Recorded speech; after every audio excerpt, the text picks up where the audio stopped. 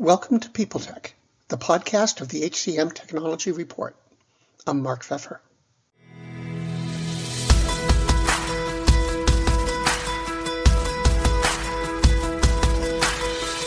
My guest today is Christine Tao, the co-founder and CEO of Sounding Board.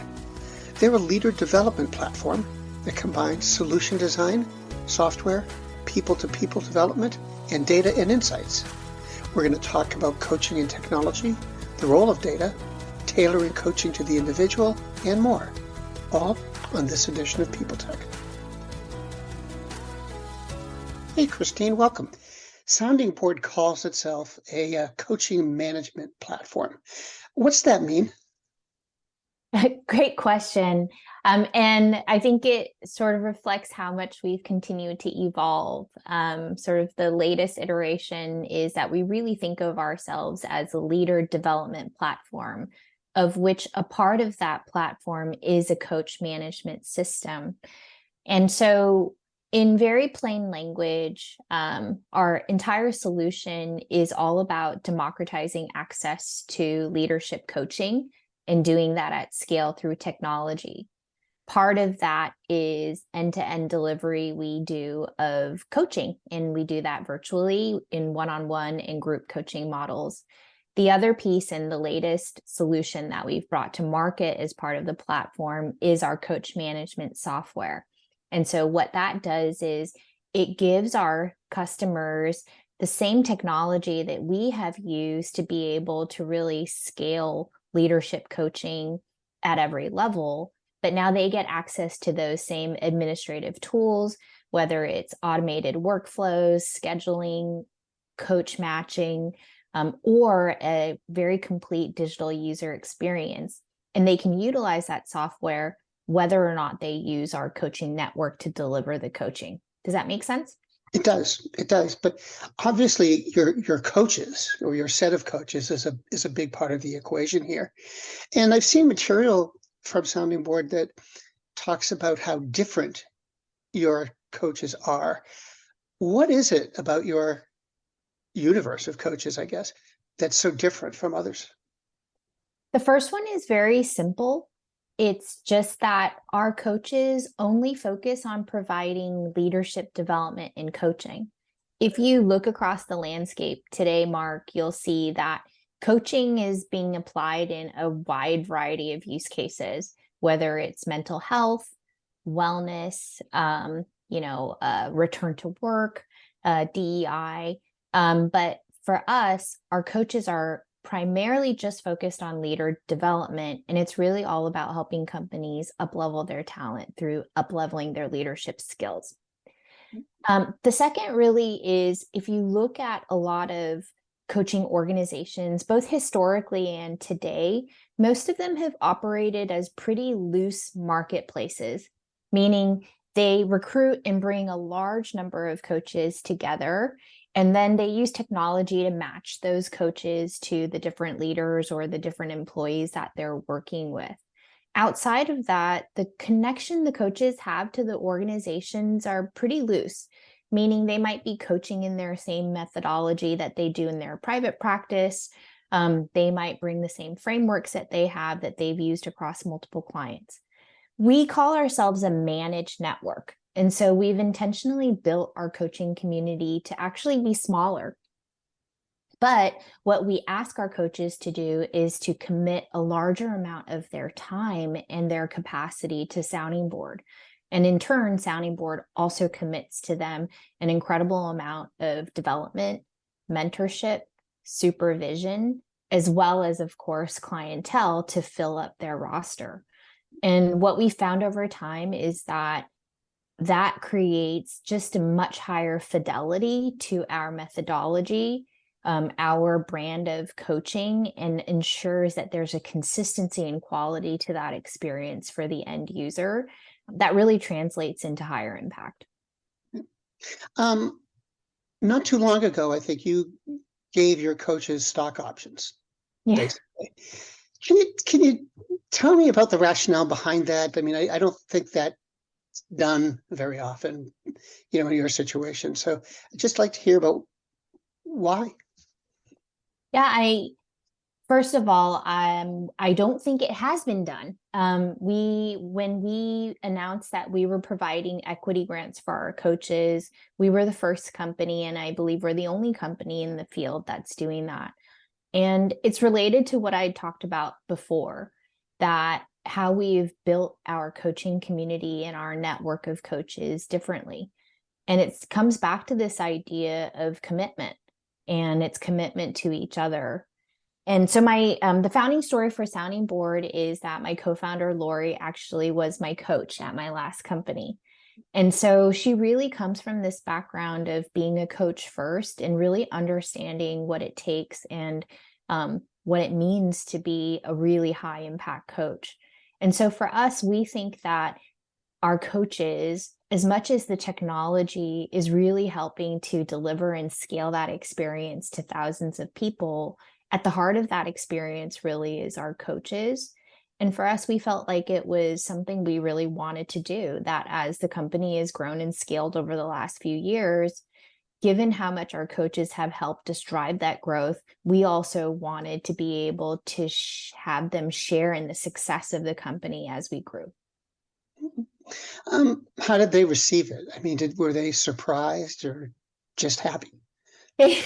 I mean, I think they're certainly surprised because unfortunately, what we're seeing happen in the industry as technology has come into play across multiple industries is that sometimes that can come at the expense of the workforce that's delivering that. And so I do think that they were surprised, and the response has really been overwhelmingly positive.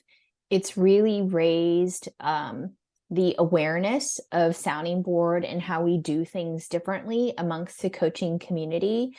And I think it's really helped us show that, as an organization, we walk the talk. We say that we invest in our coaches. We say that we're committed to our coaches, and equity grants are just another way of showing and actually walking the talk behind that commitment. Switching gears a bit. I've seen the phrase technology-enabled coaching. Mm-hmm. Could you tell me what that is? I mean, and how you fit into that? Yeah, I think in very simple terms, if you think about a lot of, say, industries that started out primarily as service industries. When I started working with a coach, my coach, Lori, would fly up from Southern California to Northern California, where I was based, to see me in person. And so really the initial premise behind Sounding Board was, given the prevalence of technology and how it was transforming a lot of industries, could we use technology to deliver this experience in a virtual format? So very simple, meaning just like you can see telemedicine or virtual healthcare, we at Sounding Board are effectively giving you virtual access to a leadership coach. And it's disrupting that model where it used to only happen in person. As we've seen, with COVID and the pandemic, that move to remote work suddenly became ubiquitous versus something that was only experienced by a few percentage of the workforce. Now that seems very normal for you and I to be having a conversation like we are today, virtually versus in person. And so where the technology continues to drive us is, as you think about a model like this of personalized development getting adopted much more broadly across an organization, how do you use technology to make that experience more seamless? How do you use technology and data to give more context to that equation, to bring more insights and data and reporting back to the organization? These were all things that were missing from the leadership coaching industry before, where it was pretty opaque. And so technology can actually transform every aspect of that experience, which is pretty exciting. Welcome to Don't Retire, Graduate, the podcast that asks you what you want to be when you grow up so you can graduate into retirement with a purpose and a passion, whether you're 25, 85, or any age in between.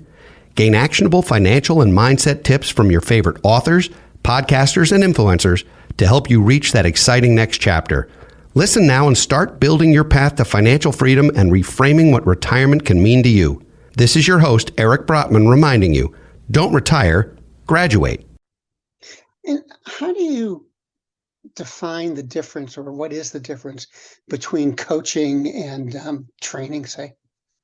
Yeah, that's a great question. And I think even, just last week, I was on a advisory board meeting about the future of coaching. And I still find that there is a lot of differences in understanding about the difference in coaching and training.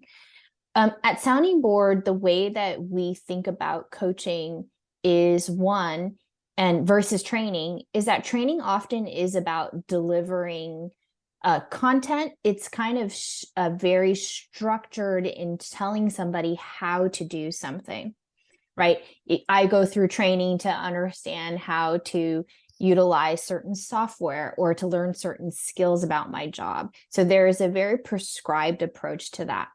I think a big difference with coaching and the way that we think about it at Sounding Board really is that coaching, especially leadership development, where it's around these capabilities and skills that require a lot of context. How you lead in one team or one organization may differ. Coaching really is about, through questions and through probing, how do you get somebody to uncover those right answers or right approaches and strategies for their context? So it's very situational. And what we find is that if you can do that and help that leader sort of get to that answer on their own through these types of interactions, what you can do is uncover much deeper mindsets and thinkings and beliefs that are driving behaviors. And you can have a much more profound impact on impacting those behaviors so that they can be sustained for a longer term. When they think about coaching, I think a lot of people look on it as something that's forward-looking. Yes. It's making you a better manager. It's making you a more effective executive. Is it ever appropriate to use coaching for some kind of remedial purpose? Well, at Sounding Board, certainly we really focus on how do you help that leader move forward, right? Because I think a big difference is if you're talking about someone that is not meeting performance expectations or having to correct behaviors, I think the right question to ask is, where should that feedback and then the responsibility for that development lie? I would argue that that's probably the job of your manager and your leader, right? Because their job really is to manage your performance within your role, within that team, within the organization. Certainly, coaching can help, right? So I wouldn't say that coaching isn't a tool in the tool set that you can utilize. But what I want to ensure that companies think about is it's not a replacement for the work of a manager to manage the performance of their team and their employees. And there's been a lot of changes in the business world, the technology world over the last few years. Do you think that coaching has kept up? Are the I don't want to say programs, I guess the efforts that you're doing as effective and as time efficient? No, I'm sorry. Are they as effective as they were in, say, 2019? So I would actually argue that as the pace of change has increased in companies, that coaching has actually become an even more critical model for development for today's leaders. I'll give you an example. If you think about even myself, so I came out of Google and some of the large technology companies here in the Bay Area. If you said 10 years ago, what was the sort of natural development path for someone? You got promoted to a certain level, and then you'd get some sort of training, right, around how to lead at that level, how to run and manage your team. And it was all standardized and did not change probably too much year to year in terms of the concepts and things that you were learning. I think the challenge with that type of approach now is, if I look at my job today and even the job of the managers on my team, 6 months ago, they might have been doing something that today they actually have to shift and do differently. And so the challenge with trying to follow a standardized curriculum or a model that has been developed for years is that it doesn't actually reflect what's happening around the leader, like you were saying, right? More uncertainty, more change. That's sort of the beauty of coaching, because, I just finished a session with my coach. What could I do? I could bring in very specific context from what was happening to me literally in the last 2 weeks. And we could work through that. Same concepts of feedback, of how to improve performance, how to get more out of my team. But now I'm actually able to apply that for something that's happening for me right now. And I do think that with the level of change we're seeing in organizations, that type of approach to development is really critical for leaders, because they need their immediate problems or their immediate challenge to be met as they are learning those concepts that they can continue to apply, 2, 3, a year, 3 months down the road, a year down the road. Well, Christine, thanks very much for stopping by today. It's been great to talk to you. Well, thank you so much, Mark, and look forward to, more conversations about coaching, as we're definitely seeing a big groundswell of interest from organizations for this type of approach, as they are and as we are heading into a sort of continued uncertainty in the market. That would be great.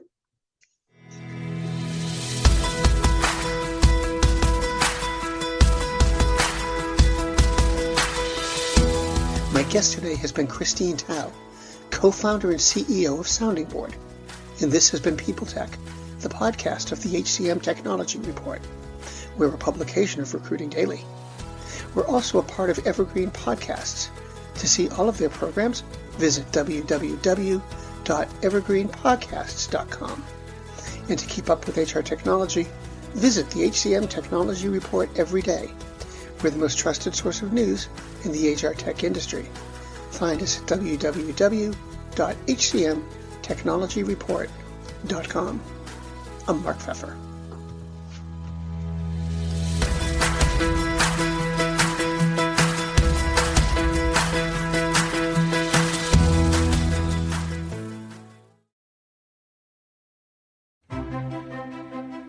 Faith in the news media has been challenged, making it even harder to get stories told. The Friday Reporter podcast was created to help audiences better understand the media by hosting journalists who will answer the questions to which we need answers. Join me every Friday to hear more. Do you love news about LinkedIn, Indeed, Google, and just about every other recruitment tech company out there? Hell yeah. I'm Chad. I'm Cheese. We're the Chad and Cheese Podcast. All the latest recruiting news and insights are on our show. Dripping in snark and attitude. Subscribe today wherever you listen to your podcasts. We out.